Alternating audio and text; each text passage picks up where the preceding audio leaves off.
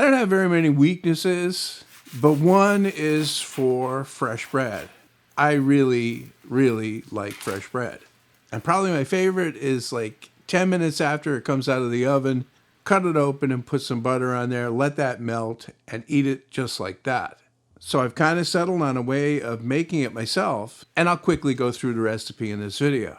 I'm starting with 1 cup of warm water, and then I'm going to sprinkle on 1 teaspoon of yeast. It really doesn't matter what type of dry yeast it is, it's not going to make much of a difference. The important thing is that it's alive and growing.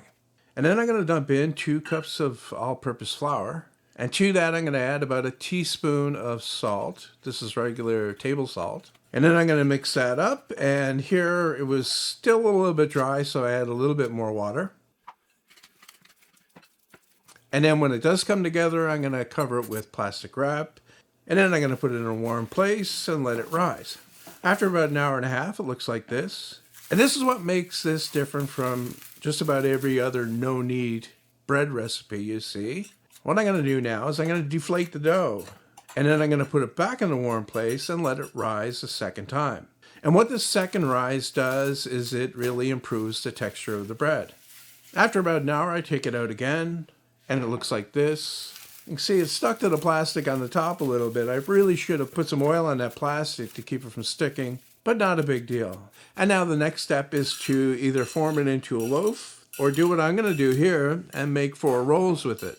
So I'm taking a knife here, and what I'm doing is I'm deflating the dough again, and then I'm going to sprinkle some flour on top and also a little bit on the table, and then I can roll the ball out.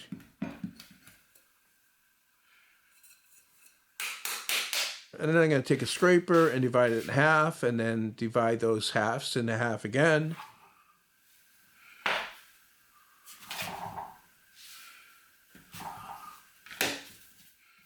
And here what I'm doing is I'm flattening out one of the pieces. And this is mainly to get rid of the bigger bubbles before gathering up the edges and forming it into a roll.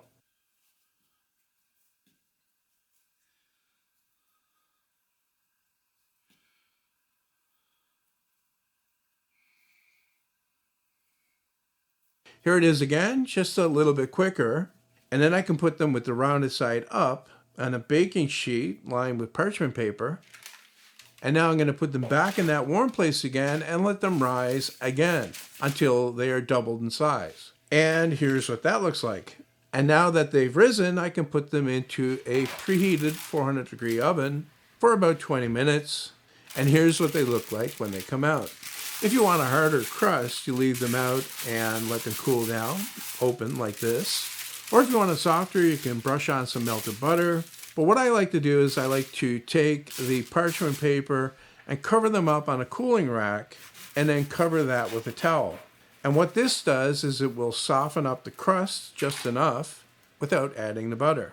I let 2 of them cool for 10 minutes, and then I slice them open and I put some butter on there to eat right away. I'll let the other 2 cool down completely and make sandwiches with them later in the day. And if you're interested in making these, the recipe is in the description.